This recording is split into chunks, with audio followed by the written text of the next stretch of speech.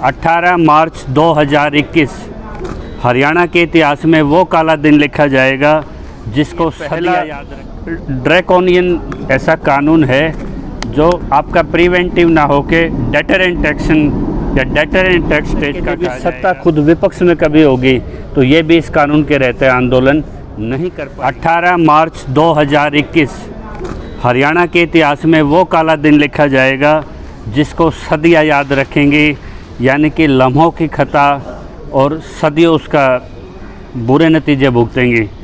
आज हरियाणा विधानसभा में ये जो मैं अपने साथ में आपको दिखा रहा हूँ, एक आंदोलन को कुचलने के लिए जो हमारे शहीदों ने हमें आज़ादी दिलाई थी और जो आंदोलन पे टिकी हुई थी आज़ादी 1942 के वक्त आंदोलन, उसका सबसे जो मूलभूत उसमें चीज़ थी कि आपका प्रदर्शन करने का अधिकार, संविधान ने ये हमें अधिकार दिया था। वहीं पे हमारी आईपीसी में, सीआरपीसी में दंगों से निपटने के लिए सेक्शन 147, 48, 49 आईपीसी, और इसी दौरान the public property damage preventive act 1984 भी हमारे देश में मौजूद था। क्या आवश्यकता पड़ी भाजपा को, जब यह आंदोलन 113 दिन में प्रवेश कर रहा था तो इन्होंने एक सुप्रीम कोर्ट के फैसले के हवाले का रेफरेंस देके ये एक ऐसा कानून ला रहे हैं। जितने भी ये कानून हैं सारे प्रिवेंटिव रेमेडीज़ के आधार पे होते हैं, लेकिन ये पहला ड्रैकोनियन ऐसा कानून है जो आपका प्रिवेंटिव ना होके डेटरेंट एक्शन या डेटरेंट एक्ट स्टेट का कहा जाएगा। दो तरह की रेमेडीज़ थी जो क्रिमिनल जूरिस्प्रूडेंस में, और दूसरा कोई भी अगर इसमें कोई नुकसान होता था तो हाई कोर्ट में रिट ऑफ टॉर्ट्स उसको बोलते थे, वो भी रेमेडीज़ थी। लेकिन इन्होंने दोनों रेमेडीज़ को इकट्ठा करके मिला दिया और ये कितना एक ख़तरनाक कानून हरियाणा में आंदोलनकारियों को, ना ही आंदोलनकारियों को, कर्मचारियों को, छात्रों को, और यहाँ तक कि जब ये सत्ता खुद विपक्ष में कभी होगी तो ये भी इस कानून के रहते आंदोलन नहीं कर पाएंगे। तो ये आंदोलन की देखेंगे इसका ऑब्जेक्टिव वो अपने आप में ही इसमें लिखा गया है। In provide to recovery of damage to property caused by person during disturbances to public order by an assembly lawful और अनलॉफुल। ये पहली बार देखा है कि कानून में लिखा हुआ है कि आप वैधानिक कानूनी भी कहीं प्रदर्शन करोगे तो भी आप इस के कानून के दायरे में आते हैं। और इसका जो स्ट्रक्चर हमने पढ़ा और समझा है ये क्वासी जुडिशल है। क्वासी जुडिशल का मतलब ये है इसमें 1 करोड़ तक की प्रति व्यक्ति से वो अर्जना वसूली होगी। 10 करोड़ की इसमें अधिकतम लिमिट रखी गई है जो ग्रुप ऑफ प्रोटेस्टर्स पे रिकवरी की जा सकती है। और सीएम साहब ने आज सदन में खड़ा होकर जब वो सफाई दे रहे थे तो लगा था कुछ नया निकल के आएगा। उन्होंने कहा कि ये तो सिविल नेचर का कानून है।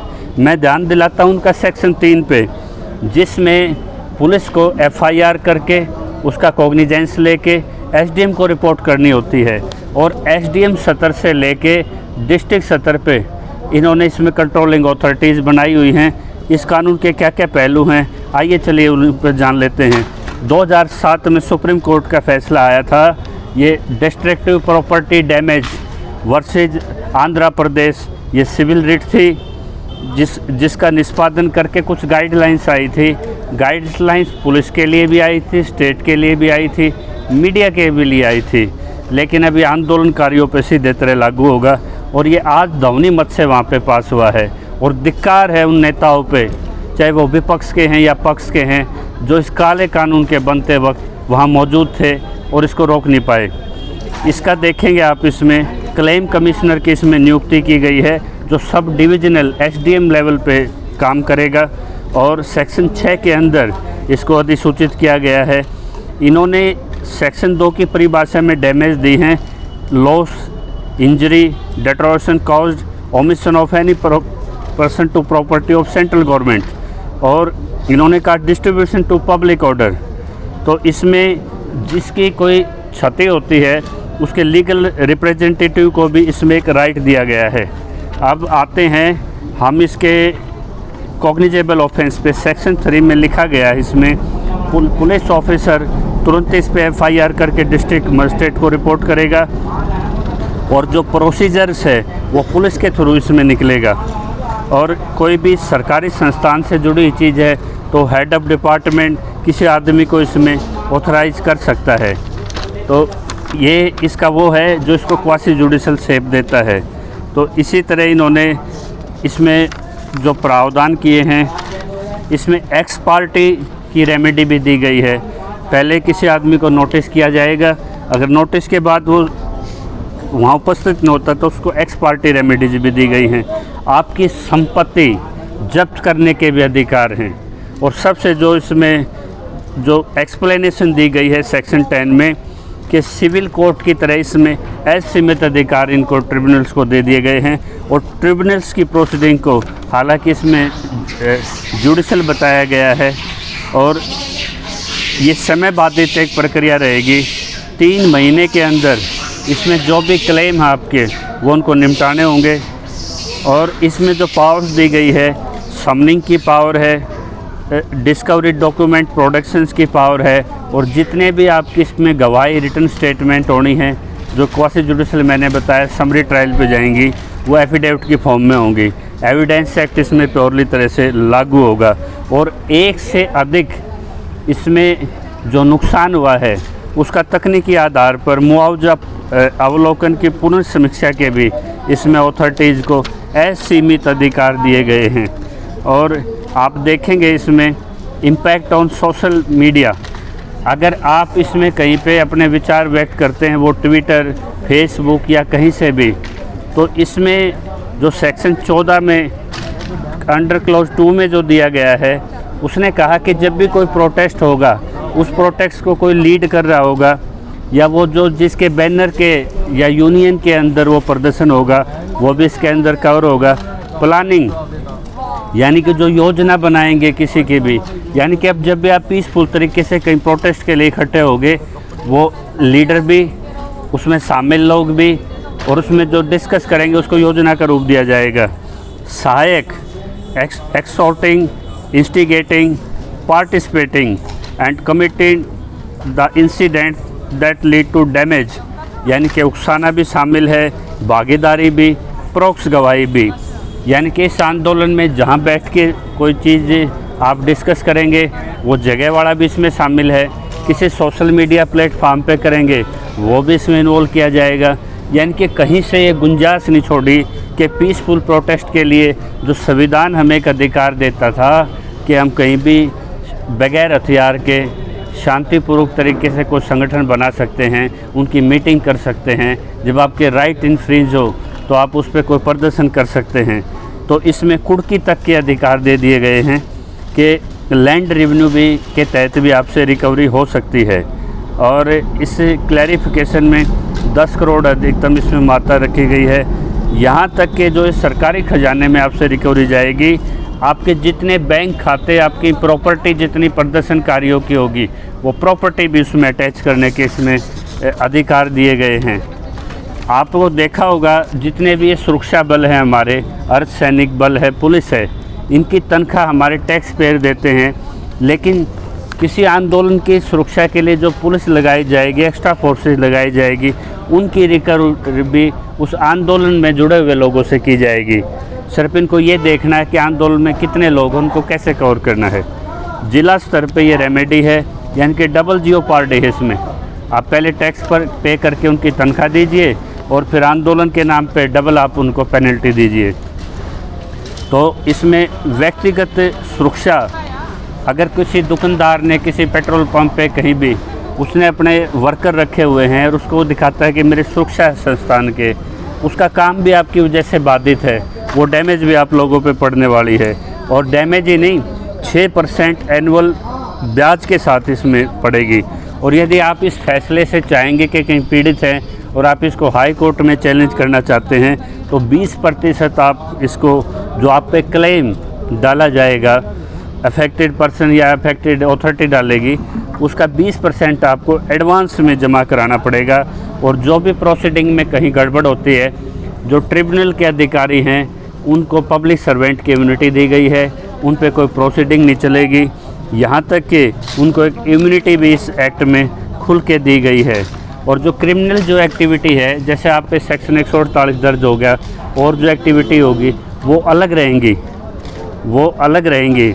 और ये बाध्यकारी है। ये claim tribunal district magistrate in execution of his duty under this act shall be punishable for offence under 187, यानी कि सरकार के नियंत्रण में सारा कुछ इसमें रहने वाला है। विशेष अधिकार इसमें दिए गए हैं कोड ऑफ क्रिमिनल प्रोसीजर के तहत। तो इसमें व्यक्तिगत सुरक्षा भी प्रेसिडेंट कमिश्नर को आपके खर्चे पे दी जाने वाली है। तो जब ये आंदोलन अपने चरम पे था और प्रोटेस्ट का एक राइट था, और कभी कांग्रेस सड़कों पे प्रोटेस्ट करती है, देश में जितने भी दंगे हुए हैं, चाहे गुजरात दंगा हो या दिल्ली का रिसेंटली दंगा हुआ हो, आज तक मुझे याद नहीं किसी पॉलिटिकल पार्टियों से वो रिकवरी की गई हो। डेरा सच्चा सौदा पे सुप्रीम कोर्ट में जो उनके डॉक्यूमेंट राइटर मिले हुए होते हैं, वहाँ से फैसला लिखवाते हैं जेटली साहब, रातों रात जज बदले जाते हैं और सिग्नेचर होते हैं खाली Punjab and Haryana high court में, और डेरा अनुयायियों को वहाँ बुलाया जाता है और एक प्लॉटिंग हिंसा होती है जिसमें सरकार भी शामिल होती है। और इतना सा दोष होता है उसमें कि जो वो संस्था है उसके पास वोटर्स हैं, और वोटर्स ने मना कर दिया कि मैं अपने राजनीतिक पार्टी बनाऊंगा। अमित शाह को सीधा संदेश दे दिया कि मैं अपने एमएलए को सपोर्ट करूंगा। तो उसका नतीजा उनको ये भुगतना पड़ा। पहले मीडिया से डिफेम किया गया। जो पंचकुला में तांडव हुआ, पब्लिक प्रॉपर्टी डैमेज हुई, कितनी रिकवरी हुई। दंगों में जो दोषी होते हैं एमएलए, कितने उन पर रिकवरी हुई। बात यह है दोषी को सज़ा मिलनी चाहिए, लेकिन उसमें आप अगर पूरे वर्ग को लपेट देते हो और आप एक टारगेट करके किसी को बनाते हो कि सोशल मीडिया में, टीवी पे उस पर कोई स्टेटमेंट दे रहा है, इंटरलिंक करते हैं, और 120B में तो आप कैसे भी जोड़ सकते हो। यानी कि कॉग्निटिव क्रिमिनल जूरिस्प्रूडेंस का ऑब्जेक्टिव वो भी डिफीट कर दिया आपने। और जो लॉ ऑफ टॉर्ट जो डैमेज थे रॉन्गफुल एक्ट के, उसके लिए रेमेडी थी, उस रेमेडी को भी आपने साइड में रख दिया। आप बीच में ऐसा ही अंतर लेके आ गए कि जो आज जगह जगह हरियाणा में टोलों पे प्रदर्शन चल रहे हैं, डेली कितना नुकसान होता है। रास्ते आज प्रधान सेवक ने रोके हुए हैं कील गार्ड के लेंटर करके। खट्टर साहब के आदेश पे खड्डे खोदे गए, राजमार्ग उखाड़े गए। कहीं भी इसमें अकाउंटेबिलिटी सरकार के उन मंत्रियों की नहीं, उन सरकार के पीछे जो पॉलिटिकल पार्टियों के लीडर बैठे हैं या उनके ऑर्गेनाइजेशन है जैसे संघ आरएसएस, उनके लिए कोई लाइबिलिटी नहीं। यानी कि सरकार में बैठ के आंदोलन को आप कुचल सकते हैं। तो ये ऐतिहासिक काला दिन है। अगर जो भी इस चैनल को हमारी आवाज़ सुन पा रहा है, कल यदि इनकी प्रतियां लेके हमें पूरे शहरों में शांतिपूर्वक तरीके से इनकी प्रतियां किसान जलाएंगे, कोई आंदोलन नहीं उठ पाएगा। और यदि आप अब भी अपने ताशों को छोड़ के तमाशगीन बन के अगर नहीं उठे, तो आपकी आने वाली पीढ़ियाँ भी गूंगी पैदा होंगी। क्योंकि आज इतिहास ये गढ़ा जा रहा है कि जब आपके साथ कुछ गलत होता है तो आपका right to protest, right to expression, वो एक तरह से स्टेक पे है और उसको कानून के तहत कुचलने की इनकी तैयारी है। तो अगर कहीं भी सभी वर्गों ने, चाहे आप रजाई में बोलिए, बैल्कोनी से बोलिए, बाथरूम से बोलिए, लेकिन आप बोलिए कि ये गलत है, ये सत्ता का मिसयूज है। अगर आप गलत नहीं बोले तो मैं कहता हूँ जो झूठ तंत्र और लूट तंत्र से आज आगे ऐसा भी समय आ सकता है कि चुनाव प्रक्रिया ही न रहे। सेंट्रल विस्टा की नई बिल्डिंग, नए कानून, और जिस तरह से आज लोकतंत्र की धज्जियाँ उड़ाई जा रही हैं, दोस्तों ये जो कानून है, ये कानून आपके प्रोटेस्ट के राइट को ख़त्म कर देगा। तो इस मैसेज को समझिए। आप भी इस एक्ट को एक बार अच्छे से देखिए और देखिए कि ये इस आंदोलन की पृष्ठभूमि में लाने का सीधा सा मतलब है कि आपके आंदोलन को ख़त्म किया जाए। लेकिन वो भूल गए हैं, जिस चीज़ को जितना दबाया जाता है वो उतनी बाउंस बैक करके ऊपर आती है। जय किसान।